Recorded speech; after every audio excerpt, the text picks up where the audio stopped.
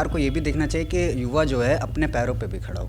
केवल एम्प्लॉयमेंट का मतलब ये नहीं होता है कि आपने सरकारी नौकरी दे दी, आपने इंफ्रास्ट्रक्चर मतलब कि बाहर से कंपनीज ला दी और उसमें नौकरी कर रहा है केवल। सबसे पहली बात, बजट जो आधारित होना चाहिए वो शिक्षा पे, सुरक्षा पे और युवाओं को देखते हुए होना चाहिए। आपको दो चीज़ों पे सबसे ज़्यादा फोकस करना होगा। पहला है एजुकेशन, दूसरा है आपका हेल्थ केयर। ज़्यादातर जो बजट आता है वो मध्यम वर्ग, किसान और दुखियारों की हित में ही आता है। तो इस बार का जो बजट होगा मेरे को लगता है फिर मध्यम वर्ग और किसान के हित के लिए ही आएगा।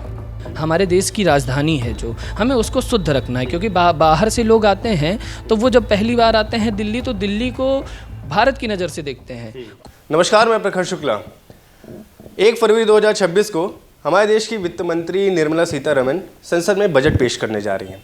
अब ये बजट इस समय सबसे ज़्यादा चर्चा का विषय बन चुका है, क्योंकि जहाँ एक तरफ महंगाई और जो कह सकते हैं कि जो बेरोजगारी और जो ये तमाम जो मुद्दे इस समय उठ रहे हैं, इन सब के बीच में ये एक नया जो बजट इस समय सरकार लेकर के आ रही है, इससे क्या उम्मीदें लगा रही है हमारी युवा, इससे क्या उम्मीदें लगा रही है हमारे देश की जनता, ये एक बड़ा प्रश्न चिन्ह बना है। क्योंकि कहीं ना कहीं अगर सरकार कोई बजट लेकर के आती है तो वो जनता के लिए लेकर के आती है, और ऐसे में जनता की राय जानना बहुत महत्वपूर्ण है। हमने इससे पहले भी इस पर हमने कुछ युवाओं से बात की, और आज हमारे साथ और कुछ युवा हैं जो ये हम आज उनसे जानेंगे कि वो क्या सोचते हैं, उनकी क्या उम्मीदें हैं इस बार निर्मला सीतारमण से, क्या कुछ गिफ्ट लेके आने वाली हैं, क्या कुछ नया चीज़ लेकर के आने वाली है। क्योंकि मिडिल क्लास सेक्टर भी इस बार बहुत टकटकी लगाए हुए इस बजट को देख रहा है। अब आइए देखते हैं कि क्या है ये पूरा, इस पर कितना युवाओं के बीच में कितनी उत्सुकता है इस बजट को लेकर के। क्योंकि जहाँ तक है, अब यह बजट 1 फरवरी को जैसे ही पेश होता है, तमाम जो संगठन है और जो तमाम न्यूज़ चैनल्स हैं, ये सब अब वापस जो है शुरू करेंगे अपना ओपिनियन देना। तो इससे पहले भी हम एक बार कोशिश करते हैं ओपिनियन जानने की लोगों की। सर, क्या लग रहा है इस बार वित्त मंत्री निर्मला सीतारमण किन सेक्टर पर फोकस करने वाली हैं? डेफिनेटली हम सबको क्या कहते लगता है कि एजुकेशन सेक्टर पे, जैसे हमारा इंफ्रास्ट्रक्चर है एजुकेशन का, नए हॉस्टल्स, नए कैंपसेस, और इन सब में ज़्यादा ध्यान देना चाहिए सरकार को, क्योंकि युवा अगर पढ़ेगा तभी आगे बढ़ेगा। तो डेफिनेटली एजुकेशन सेक्टर्स और जो रोज़गार हैं, आपका एम्प्लॉयमेंट जो है रेट जो है उसको जो है डेफिनेटली सरकार को बढ़ाना चाहिए और इसके बारे में सोचना चाहिए। और किसानों के लिए भी सरकार कुछ काम करे, किसानों के लिए अच्छा काम करे, जो क्या कहते हैं उनको राहत दे। क्योंकि किसान इस देश का जो ऐसा सेक्टर है जो क्या कहते हैं, अगर वो बढ़ेगा तो अपने आप क्या कहते हैं देश की बाकी चीज़ें भी अपने आप बढ़ेंगी। अब बाकी भाई साहब ये बताइए, भाई साहब आपने कहा कि employment rate, as a youth आप क्या सोचते हो कि क्या ये एम्प्लॉयमेंट इस बार के बजट में कितना मेजर पोर्शन इस पर फोकस किया जाए? क्योंकि जहाँ तक एक मैन्युफैक्चरिंग यूनिट्स अगर जो है डेवलप की जाती है हमारे इंडिया में, तो वो बहुत सारे एम्प्लॉयमेंट को जनरेट करती है। बट क्या लग रहा है आपको कि अगर एम्प्लॉयमेंट जनरेट करना हुआ और हम मैन्युफैक्चरिंग यूनिट्स पर फोकस करते हैं, तो क्या कितना ये ग्रोथ ले आ सकता है इस एम्प्लॉयमेंट सेक्टर पर? उसमें ग्रोथ डेफिनेटली आएगा, पक्का ग्रोथ आएगा, लेकिन सरकार को ये भी देखना चाहिए कि युवा जो है अपने पैरों पे भी खड़ा हो। केवल एम्प्लॉयमेंट का मतलब ये नहीं होता है कि आपने सरकारी नौकरी दे दी, आपने इंफ्रास्ट्रक्चर मतलब कि बाहर से कंपनीज ला दी और उसमें नौकरी कर रहा है केवल। हाँ, मतलब कि ये है कि अपने जो आइडियाज़ हैं युवा, जो आजकल देख रहे हैं स्टार्टअप्स हो गए, ये सब हो गए, इसके ऊपर सरकार को और फोकस करना चाहिए। क्योंकि कई सारे युवा अपना क्या कहते हैं बिजनेस स्टार्ट करना चाहते हैं, लेकिन पैसे के अभाव के कारण नहीं कर पाते हैं। तो इसके लिए सरकार को ज़रूर कुछ ना कुछ और नई नीतियाँ लानी चाहिए। ठीक है, नई नीतियाँ ले आनी चाहिए। सर, आमतौर पे जो टैक्स स्लैब होता है, इसमें कहीं ना कहीं मिडिल क्लास सेक्टर को ध्यान रखा जाता है कि वो अगर अपनी एम्प्लॉयमेंट जनरेट कर पाए, उसके एनुअल जो बजट रहे उस पर टैक्स ऐसा रहे कि वो ताकि एक पेएबल टैक्स रहे। और इस बार क्या लगता है, क्योंकि पिछले स्लैब में भी टैक्स को लेकर के थोड़ी राहत दी गई थी, अब मिडिल क्लास सेक्टर जो है वो इन्फ्लेशन की भी क्वेश्चन उठाता है। लेकिन क्या लग रहा है आपको कि इस बार जो मिडिल क्लास सेक्टर की डिमांड्स को कितना फुलफिल कर पाएगा ये जो करंटली बजट आने वाला है? पिछले बार के बजट में हम देखें तो लगभग 12 लाख तक के उस पे इनकम पे टैक्स माफ़ कर दिया गया था या 5% के टैक्स लग रहे थे। तो पिछली बार ही मिडिल क्लास को पूरे ध्यान में रखते हुए भारत सरकार ने, निर्मला सीतारमण जी ने बहुत अच्छा काम करके वो टैक्स दिया था, ये बजट पेश किया था। इस बार की क्या बात है कि अभी जो राहत मिली है पिछली बार मिला कि 12 लाख पे कम टैक्स देना पड़ेगा, 12 लाख तक के 5% ही टैक्स देना पड़ेगा। अभी अगर वो और बढ़ाती हैं उस स्लैब 12 से 14 कर देती हैं कि 14 लाख जो इनकम आ रहा है उनको सिर्फ 5% या 8% देना पड़ेगा, तो वो भी स्वागत योग्य है। और सबसे पहली बात, बजट जो आधारित होना चाहिए वो शिक्षा पे, सुरक्षा पे और युवाओं को देखते हुए होना चाहिए। भाई साहब, विपक्ष इस समय जो है मांग उठाने वाला है, कहीं ना कहीं इंदौर का कंटेमिनेटेड वाटर के केस उठा ले, उसकी मांग उठाएगी, दिल्ली का AQI देख लें, उसकी भी मांग उठाएगी। विदेश नीतियों पर भी विपक्ष इस बार सवाल उठाने वाला है, क्योंकि कांग्रेस नेता प्रमोद तिवारी ने भी कहा कि ये वर्तमान सरकार संवैधानिक अधिकारों का हनन कर रही है। आप क्या सोचते हो इस पर? देखिए, क्या है कि विपक्ष हो पक्ष हो, जो भी सत्ता में रहेगा या जो पार्टी बाहर रहेगी, उनका काम ही है प्रश्न करना। और अगर एक विपक्ष जागरूक है, जिंदा विपक्ष है, तो वो सब सवाल पूछेगा ही पूछेगा। और दूसरी बात यह है विदेश नीति भारत की, वो हम सब ने देखा कि कैसे हमने अभी जो पहलगाम अटैक हुआ उसके बाद हमने अपनी विदेश नीति दिखाई, पूरे विश्व को दिखाई, हमने डेलीगेशंस भेजे, हमने हर पार्टी के सदस्य को भेजा। हमारे देश ने, भाजपा मेरी पार्टी नहीं है, लेकिन सरकार ने हर पार्टी के प्रवक्ताओं को, लोगों को विदेश जाके भेजा कि हम अपनी नीतियाँ विदेश को समझा सकें।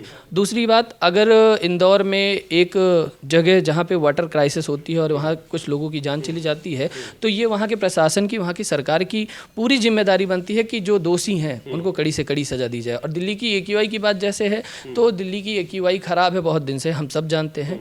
और अभी सरकार कहती है कि हमें 12 महीने हुए, हमें 8 महीने हुए, हमें समय चाहिए। समय तो आपको मिलेगा, लेकिन आप कर क्या रहे हैं, ये सरकार की जवाबदारी है कि वो जनता को बताएं कि हाँ, हमने AQI कम करने के लिए इन 8 महीनों में ये प्रयास किया।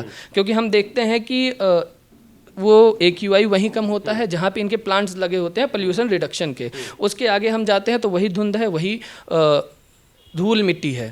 दिल्ली की जनता जो है इस समय वहाँ पर जो है वो खुली हवा में सांस लेने के लिए बेताब है, क्योंकि अगर दीपावली के आसपास का देखा तो उस समय AQI का स्तर और ज़्यादा खराब हो जाता है। वहाँ पे ये बताया जाता है कि 9 से 10 सिगरेट आप पर डे पी रहे हो। कहीं ना कहीं क्या लगता है इस बार के बजट में AQI और एयर क्वालिटी सुधारने को लेकर कि कितना कुछ बजट आवंटित होने वाला है, क्या कुछ लगता है? देखिए, क्या है कि केंद्र सरकार को इस बात पे तो पूरा ध्यान देना चाहिए कि हमारे जो सबसे बड़े शहर हैं, हमारे देश की राजधानी है, जो हमें उसको शुद्ध रखना है। क्योंकि बाहर से लोग आते हैं, तो वो जब पहली बार आते हैं दिल्ली, तो दिल्ली को भारत की नज़र से देखते हैं। कोई एक विदेशी आता है तो वो दिल्ली में आता है, दिल्ली से ही पूरे भारत को जज करता है। तो ये केंद्र सरकार, राज्य सरकार, अब तो सरकार भी दोनों जगह BJP की ही है, तो उनको बजट में एक एक्स्ट्रा ऐसा प्रावधान लाना चाहिए कि जो कि दिल्ली में सिर्फ प्रदूषण के ही ऊपर वो चीज़ हो, वहाँ पे इंफ्रास्ट्रक्चर डेवलप करे, वहाँ पे जो मशीनें चलती हैं, वहाँ पे जो पोल्यूशन रिडक्शन के प्लांट्स लगे हैं उनको और बढ़ाया जाए। अगर 10 हैं तो वो 25 की जाए। बिल्कुल सही। सर, ये बताइए आप भाई साहब कि कहीं ना कहीं बजट को लेकर के जो इस समय विपक्ष के क्वेश्चंस हैं, क्या वो आपको लग रहा है, क्या वो सही क्वेश्चंस उठा रही है? पहला प्रश्न मेरा आपसे है। दूसरा, क्या लग रहा है कि इस बार जो युवाओं की जो मांग है, और क्योंकि ना कहीं मिडिल क्लास सेक्टर में एक जो लोअर क्लास है, मिडिल क्लास भी 2 टाइप की हैं, लोअर क्लास और अपर क्लास, कहीं ना कहीं लोअर क्लास भी बहुत ज़्यादा सफ़र कर रहा है। क्या लग रहा है इस बार उनके लिए क्या कुछ विशेष होने वाला है? दूसरा प्रश्न मेरा ये है आपसे। देखिए, सबसे पहले नमस्ते, मेरा नाम अर्पण कुशवाहा है, प्रांत मंत्री अखिल भारतीय विद्यार्थी परिषद अवध प्रांत। आपका जैसे प्रश्न था कि विपक्ष के जो क्वेश्चंस होंगे या सारी चीज़ें होंगी, उससे पहले मैं आपको एक चीज़ बताना चाहूँगा कि एक विद्यार्थी होने के नाते मैंने बजट में जो इकोनॉमिक सर्वे आया, अभी बजट तो पेश हुआ नहीं है संसद में, इकोनॉमिक सर्वे आया, तो अगर हम विकसित भारत की अगर बात करते हैं 2047 तक भारत को विकसित भारत बनाना चाहते हैं, तो केंद्र ने या सरकार ने उस चीज़ पे देखा कि आपको 2 चीज़ों पे सबसे ज़्यादा फोकस करना होगा। पहला है एजुकेशन, दूसरा है आपका हेल्थ केयर।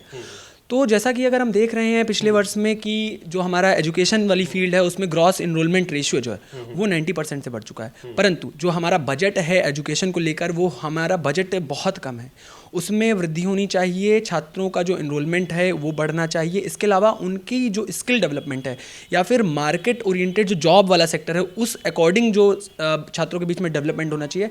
ऐसा करके बजट में अगर हम करेंगे तो हमारा जो विकसित भारत का जो 2047 का सपना है वो कंप्लीट होगा।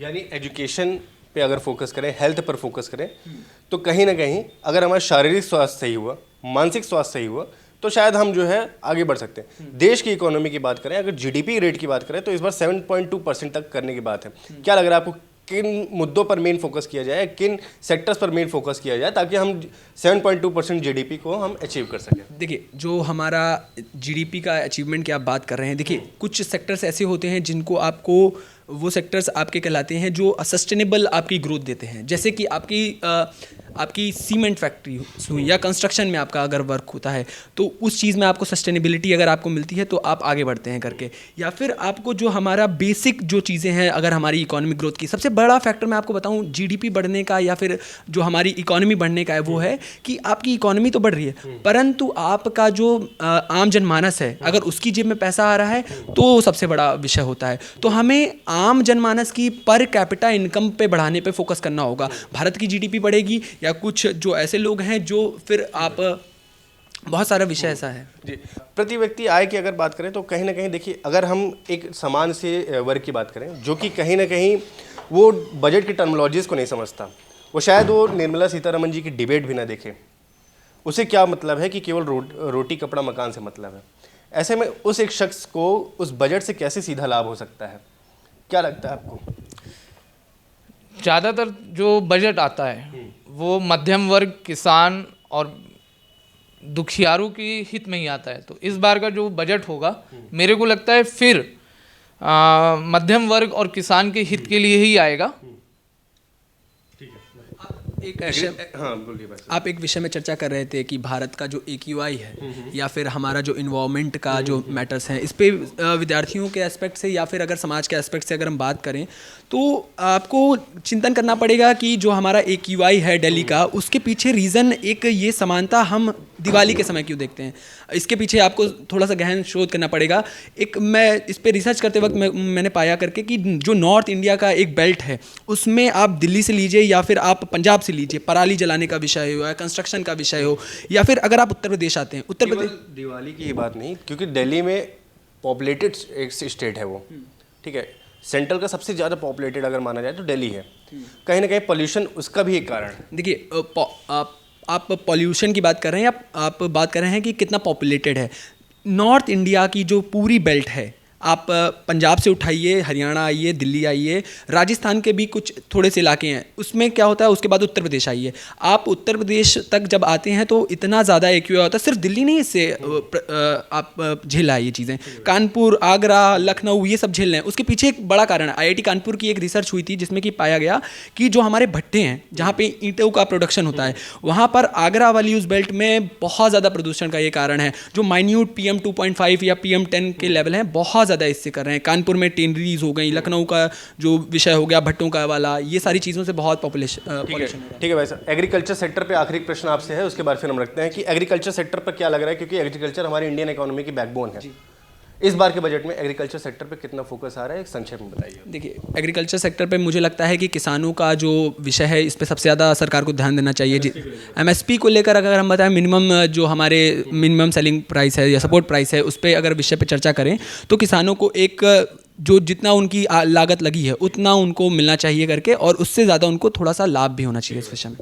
तो ये एक आपने कुछ युवाओं को सुना जिन्होंने बताया कि कहीं ना कहीं किसानों की MSP, शिक्षा, स्वास्थ्य, रोजगार, ये हमेशा एक मुद्दा रहा है। और इस बार का भी जो बजट है निर्मला सीतारमण जी से ये उम्मीदें लगाई जा रही हैं, कहीं ना कहीं मिडिल क्लास सेक्टर इस बार के जो बजट है उसमें बहुत सी चीज़ें को लेकर के इस बार वो सोच रहा है कि क्या पता उसके लिए कुछ ऐसा हो जो कि उसके living conditions, Indian economy, environment, health, education और हर एक चीज़ों पर फोकस कर सके। कुछ ऐसा हो ताकि वो कहीं ना कहीं एक मिडिल क्लास सेक्टर एक बहुत बड़ा फैक्टर है इस बजट के पीछे का। और बजट अगर तैयार होता है कि सरकार अगर जो है डिजास्टर मैनेजमेंट के लिए अलग बजट तैयार करती है और अगर इस चीज़ के लिए अलग तैयार करती है जो पब्लिक वेलफेयर के लिए स्कीम्स हैं, तो एक पब्लिक होने के नाते, एक जनता होने के नाते वो पब्लिक वेलफेयर स्कीम्स को लेकर के भी बहुत ज़्यादा उस पर फोकस रहेगी। अब देखना ये है कि आगे इस पूरे मुद्दे पर क्या होने वाला है, क्योंकि बजट अब पेश होने में कुछ ही चंद घंटे बचे हैं। ये पूरे बजट के हम एनालिसिस आपके सामने समय समय पर लेकर आते रहेंगे और ऐसी तमाम कवरेज देखने के लिए आप देखते रहिए सी न्यूज़ भारत। कैमरामैन दीपक के साथ मैं प्रखर शुक्ला।